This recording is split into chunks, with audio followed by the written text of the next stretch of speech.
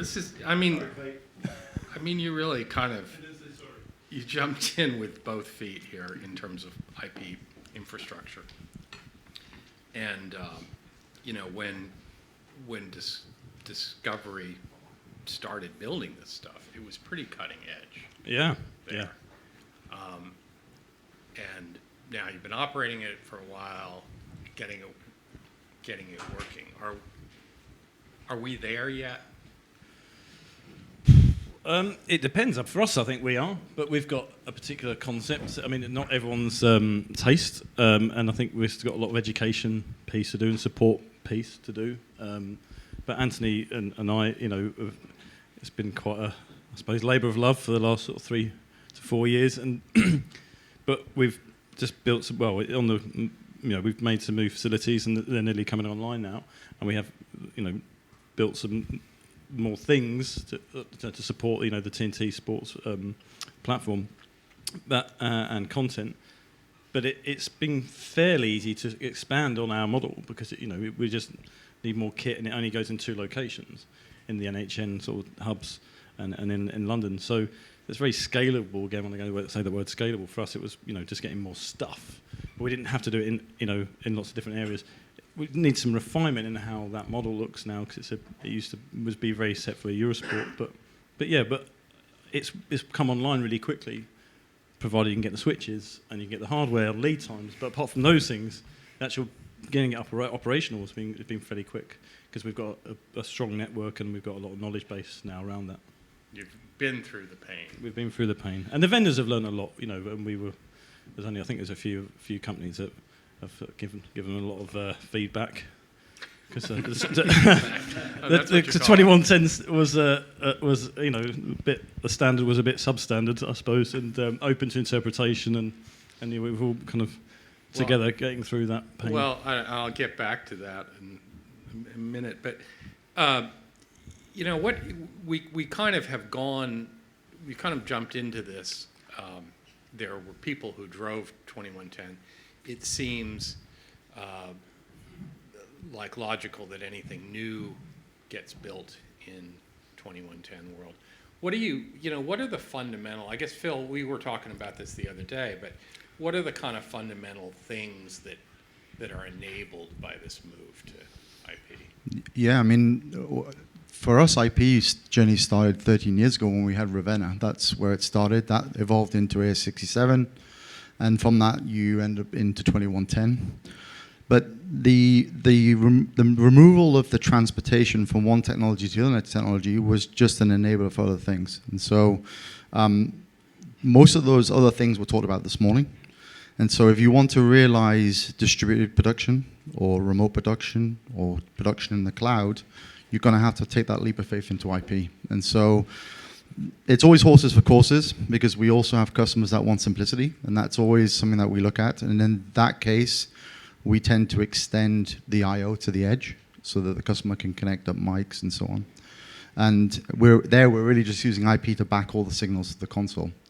But we also do a lot of big global sporting events, and quite frankly, in those types of scenarios, it's just simply not possible to do it with the older technology, where we've got large networks, and these networks not only traverse audio, they traverse video and a lot of non-real-time data across that. And that drives a big commercial benefit to the customer that's wanting to do that, where historically they would stand up lots of hardware to be able to do that.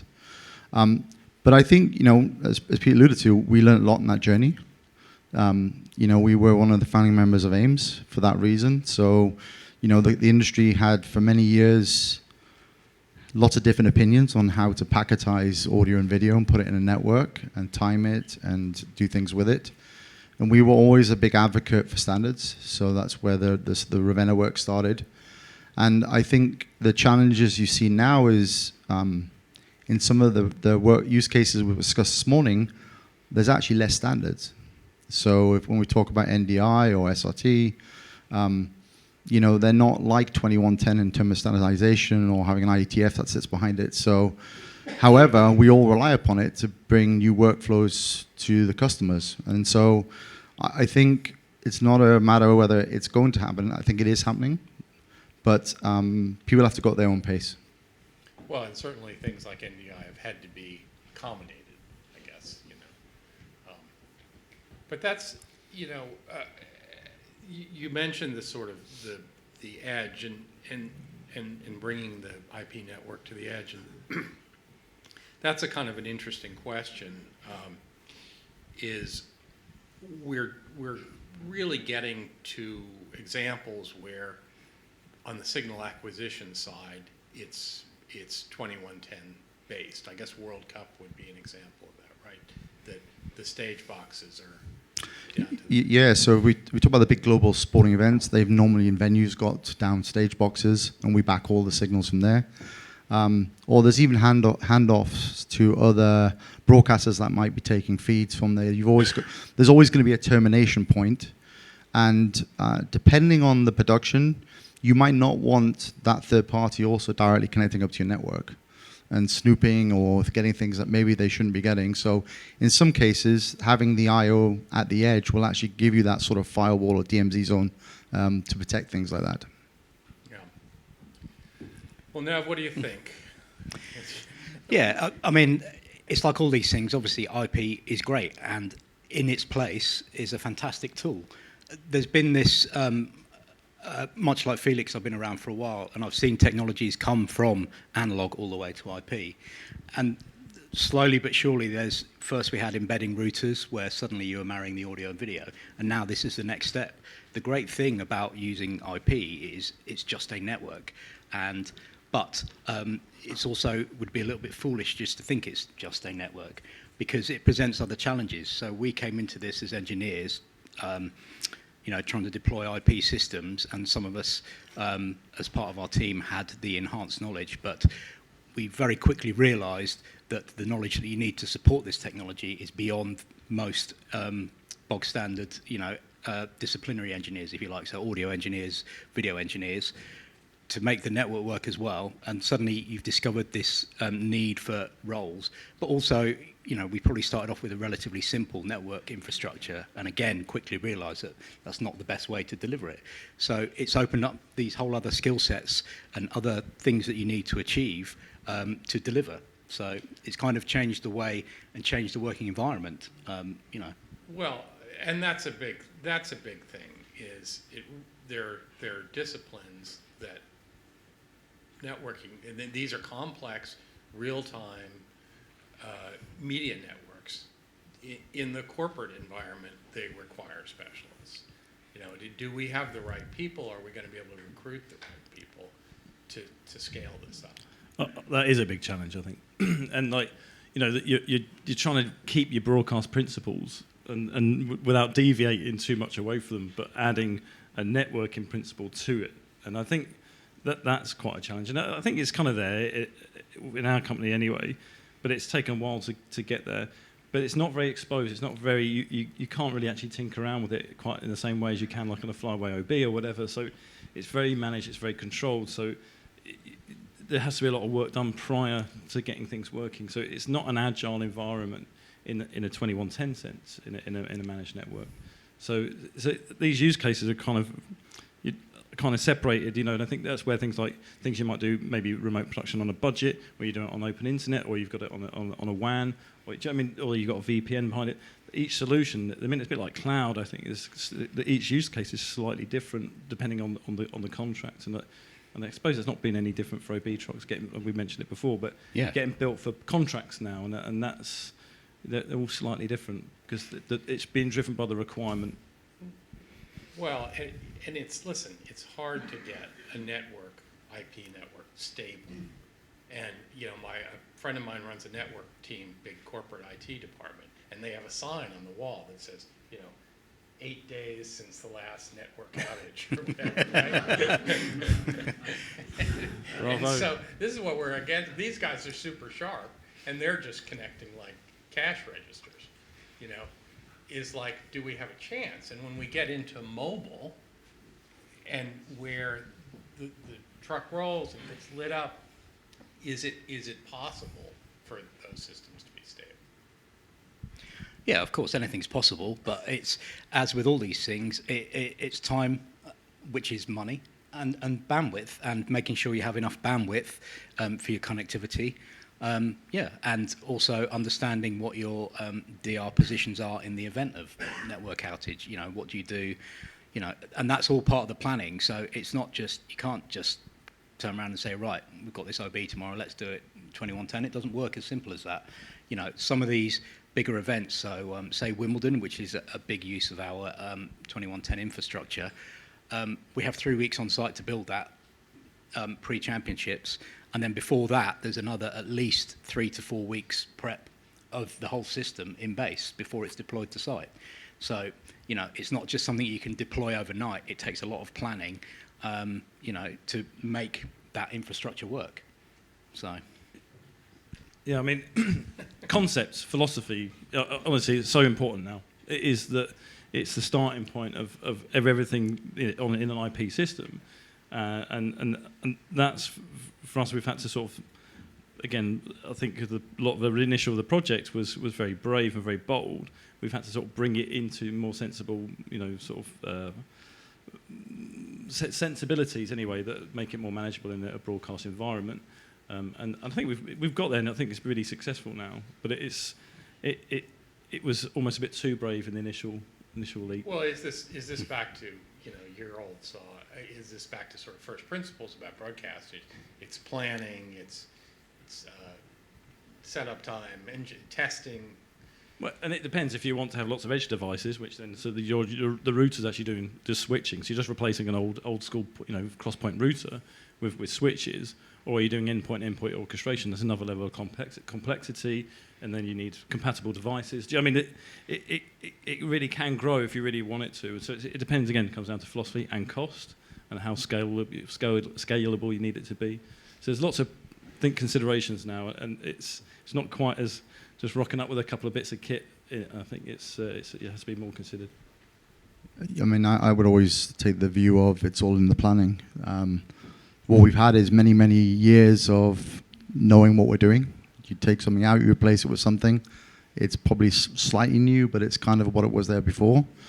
And what I would say in an IP network, it is highly resilient if it's built properly. So we shouldn't lose sight that these large capacity switch fabrics are used in high frequency trading, where that can have a much far bigger impact for a lot of customers.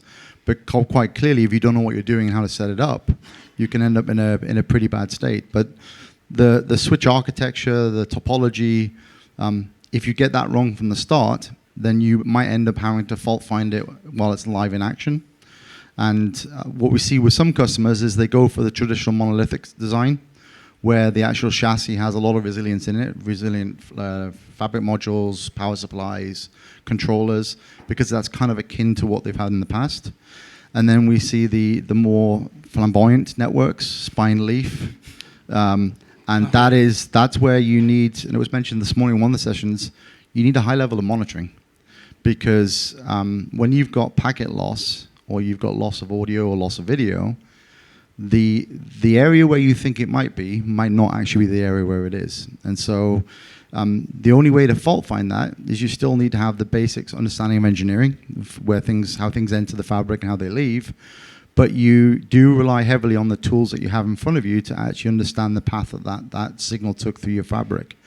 But what I would say, and one of the real benefits we get from moving to an IP switch fabric, is the monitoring tools are far greater than we ever had before. Well, we probably need to use them, though, and we do. adopt the disciplines that, again, are friends in the corporate world. And unfortunately, when budgets get squeezed, that tends to be the first thing that gets scrubbed from the budget. And the problem is you don't realize how valuable that is to you until you have an incident. And in that space, there's a lot of open source tools, things like Prometheus, Grafana, and we as a company, we've put a lot of effort into scraping all of the devices that we have and scraping the network so that you can truly understand from where it enters and where it exits. You can see whether there's packet loss or whether there was timing issues or there was a link flapping around. Because what you don't want is somebody running around in racks trying to figure out where the cable's broke. In those monitoring tools, you'll figure out quite quickly an area of focus, and then you'll go and work on that area. Well, and I suppose that in that scenario, that the monitoring tools can just start telling you you've got a problem before you you wonder why you're not hearing something. Yeah, and that typically these tools also have historical data. So you can also rewind time and see where you might have had a similar problem in the past. If someone says, hey, we had a kind of similar experience last Friday at 5 o'clock, you can rewind the monitoring tool back and say, okay, what was actually going on there? Look for similarities, because maybe it is a bad device. Maybe it's an unfriendly citizen on the network that's bouncing everybody else around, but you don't see it's that device, but you see the symptom everywhere else. It's very untangible. I think that's, you could, play around with cables and inputs and outputs. And it's not like that so much now. But there are tools coming out all the time. The British Tech stuff's really good. So if you really do investigate on the red and blue network, what's actually really happening, and you can do that. So it's getting better. The skill sets are probably not there, I think, largely, and we haven't got the experience in the teams to really sort of quite really tackle it at wholesale. And are we building the right employees? Are we building the right teams to be able to support this? And are the specialist broadcast knowledge and the networking expertise so exclusive of each other that those people don't exist? We have to create them, or? No, they absolutely exist. We have a couple on our staff, but again, everyone's learning all the time. We've been on our journey for a while, and back in the earlier days, we wouldn't have necessarily even known what to look for. It's come a long way, and yes, they may not have the complete skill set in broadcast, but if they have the network skill set, it's relatively straightforward to teach, and over time they will learn. And but yeah, it's like that thing. You can't be a good audio engineer without having an understanding of video. So, because we are in a TV environment. So if you know nothing about video, you're not going to get very far. So it's and the same is true in a network environment. You need to understand. Clearly, your network knowledge is paramount, but you need to understand also an element of the broadcasting to understand how things could be going on and where to look when there is a challenge. And there's already currently a shortage of young people coming into the industry, right? And now the skills are even more niche, right? So, yeah.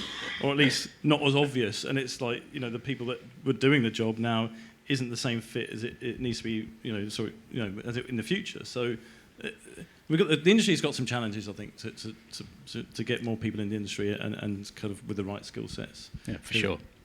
Yeah.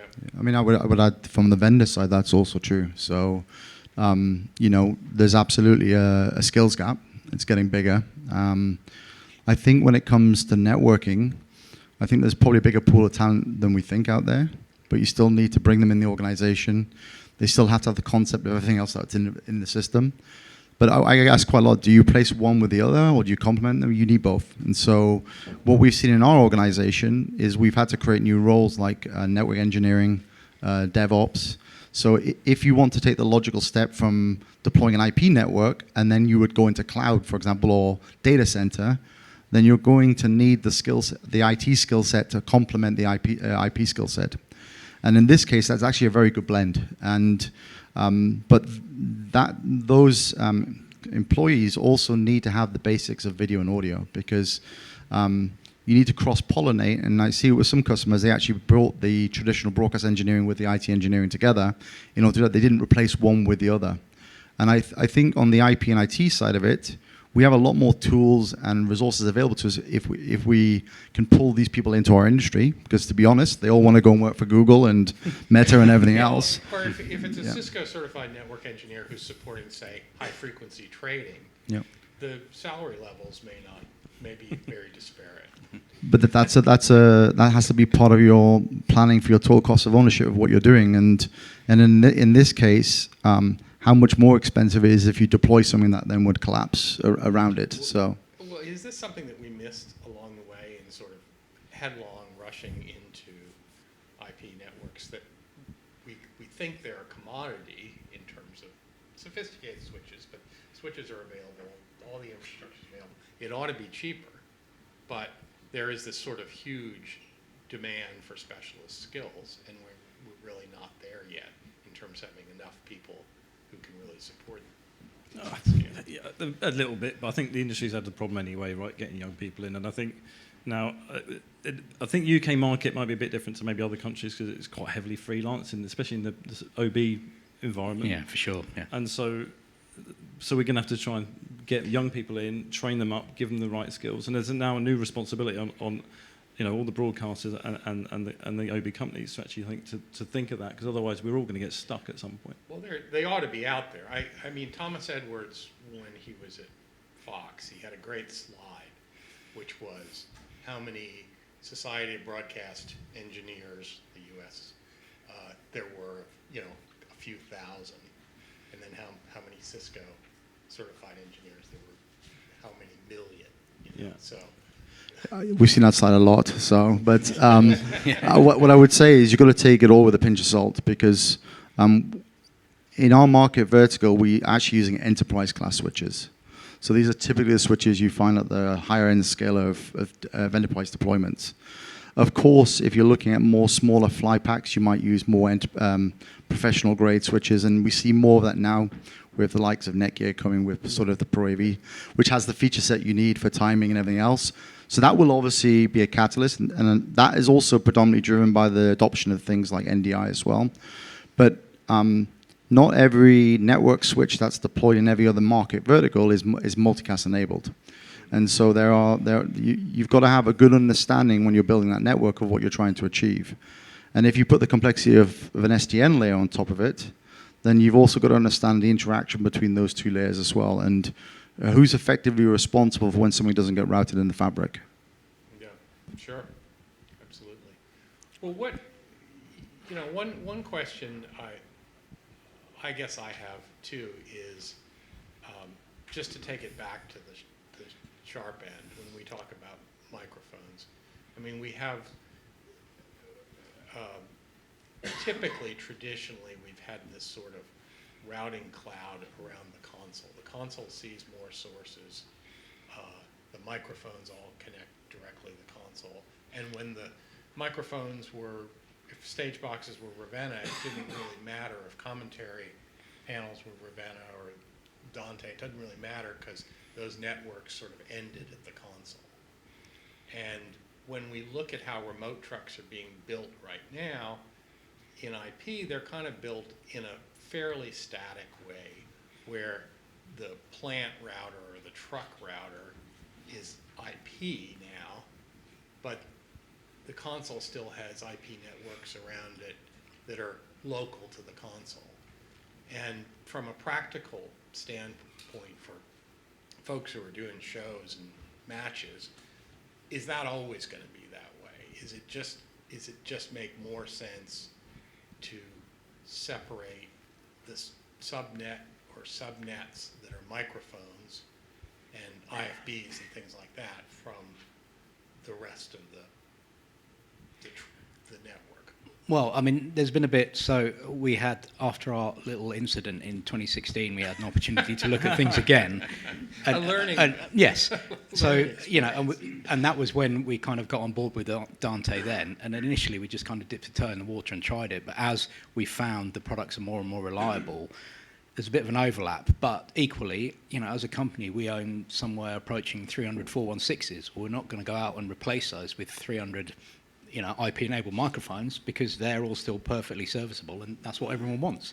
So it's using the right tool for the application, I think, is the key. And it's not just, right, we're IP now, everything's going to be IP, because that's not practical or viable financially. So, there's still going to be this overlap between the various modes of acquisition. But again, now using a Dante-enabled commentary unit is far more straightforward.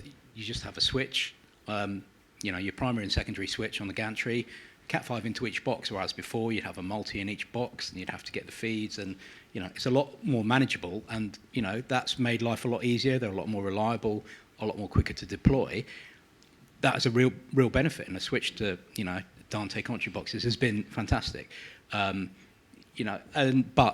that's not to say that we want IP mics all around the pitch. It's just deploying the technology in the right place. You're jumping ahead to say IP mics. I guess my question is, is Dante always going to be with us? Are we always going to have microphone networks or commentary booth kits that are that are going to be on a separate subnet from the rest of the. Well, as soon as you want safety of your network, then I think it's just easier that way, isn't it? It's, if you're in a managed environment, it's a lot easier to close things down. You've got control of it. In an IB environment, you've got people plugging stuff on the tailboard all the time, right? It's just probably not that practical, I think. So unless it's a specific contract that has some sort of WAN-enabled extension, then maybe that's different. But I can't see it changing anytime soon. No, I would agree. I think it goes back to the discussion we had before. You've got to put the best practices in place. Yep. Because we're used to just turning up on a tailboard and plugging something in.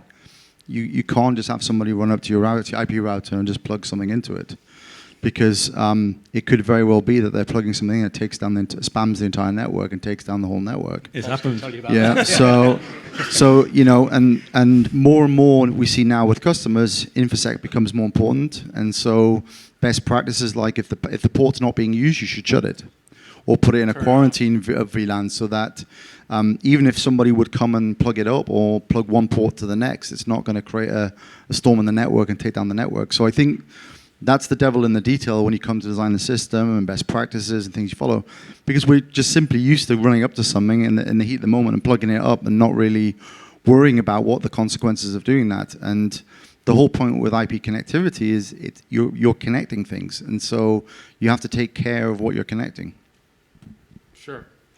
But also, I would say from a conversation with a colleague the other day, it's seen as a panacea. Great, let's go IP. Okay, so how many streams are going to have? What size flows? All of that. Again, it's down to planning. You really need to plan it properly for what you're looking to achieve, or you're not going to get the result you want. Absolutely, and we talk about mics, we talk about speakers. A lot of those devices don't have redundancy. So you might build a red-blue network and thinking everything's redundant, and a lot of those devices simply only can sit on one side of that network. And then the question you've got to place yourself is, do you split them 50-50, and how do you do maintenance? They're not redundant now. Yep. So that's an interesting question we now can get IP speakers.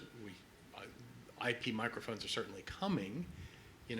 Ultimately, if we're doing something like golf, it would be handy if the microphones if everything were IP and you could just put switches at every hole instead of having fiber getting broken out in stage boxes and switches and all this crap. If everything was native IP in golf and you could just put a switch at every hole, it would be simpler. There's only one problem. If the facility is running 24/7, you will have to do maintenance on one side of that network at some point in time. And that's where you have to maybe have a termination port for single-sided devices so you can switch them to the appropriate side while you do the maintenance. And that's also true with the technology in the past. You have to have maintenance windows. But one thing I see with a lot of customers is they build a red-blue network and they don't always put dual redundant devices on the network, and then they're a little bit surprised when they turn one side of the network off and they lose sources or they're not able to listen to things anymore. But again, that is addressed by monitoring, to be honest, because you can see what's attached on what side of the network. And there are standards around network switches where we can see what's at the end of the port, and likewise the device can tell you what port and which switch it's on. So, but it comes back to best practices, and again the design of what you're building. But that they tend to be the things that you learn on that journey. And I think we're a big fan of sharing the knowledge, because we've deployed quite a large number of IP systems now. We always find things. Not every system goes the way you expect. You plan as best possible, and then new devices appear, and you have to deal with the new devices. But you have to learn from it, document it, and then the next time you go to do a similar deployment, you learn from it. You pass the knowledge. Yeah, and I'd add to that if you have an endpoint orchestration, then every time you do an update, you now need to understand what that end device spoke to, and you have to test all that, because it may not interact in the same way, and that's kind of where you're at, and it takes a lot of discipline, and it's easy to miss stuff, because when the system gets bigger and you have 300 devices on it, about 100 different brands and companies, and they may be using similar sort of cards and boards that do the similar sort of thing, but again, the standard is open to interpretation. Well, you have to do things more deliberately, and if you're going to shut down half of the network, you plan for that. I just think Yeah, I mean, I think the CBC project we did in Montreal is still the largest IP system there, and that's thousands of devices and hundreds of switches. You can't have one person just say, I'm going to switch off one side of the network and hope for the best. There's quite a lot of planning that goes into that, because also the maintenance window has to be taken into consideration if you have to roll something out. Yeah. Well, interesting, challenging. It's a great discussion. Any questions for the group? Okay. Ian?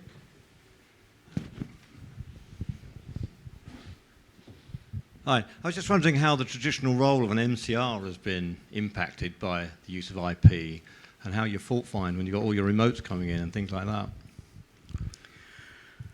Well, I mean, again, it depends on your infrastructure. As a facility provider, perhaps not best place to answer this, but what I would say, in our remote work, there's always a network operations center. So NEP Connect do our connectivity when we're working to Sky. So our first port of call is we speak to them, and they can monitor the network, and they will tell us the status of the network. And the same is true of MCR at Sky. But certainly, it would depend on the architecture, but certainly at Sky, a lot of the stuff bypasses MCR and goes straight into the gallery rings. So actually, MCR are almost redundant, because they don't have a handle on some of this stuff, but that would depend on each client's infrastructure. So, NOC is king, basically. The Network Operations Center, they're in charge of everything and all the flows, and they're monitoring midstream. So, that's who we speak to the most. And because all of this can be remotely monitored and examined and updated and managed, that skill doesn't necessarily have to be at the venue.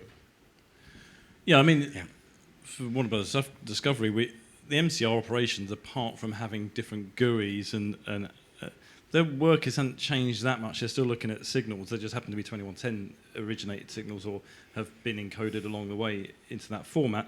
And they're just looking, as they used to do, into making sure the signals are valid and the right things on them. So it's the level behind that, and that contribution piece, and the work from the architect team to actually make it look the same, or at least similar.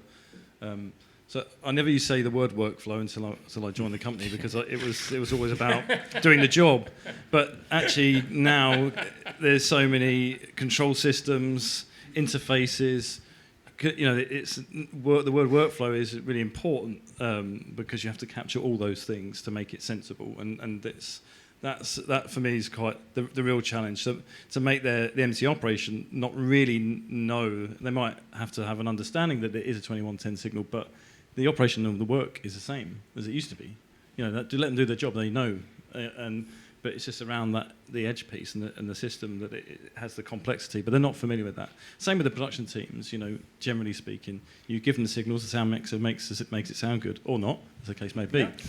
Yeah. But you let them mess up their own show, but not because of the technology. The technology is kind of irrelevant in a good system. Yeah. Yep. There you go. Well, guys, thanks so much. You're welcome. It's great. We're on the home stretch.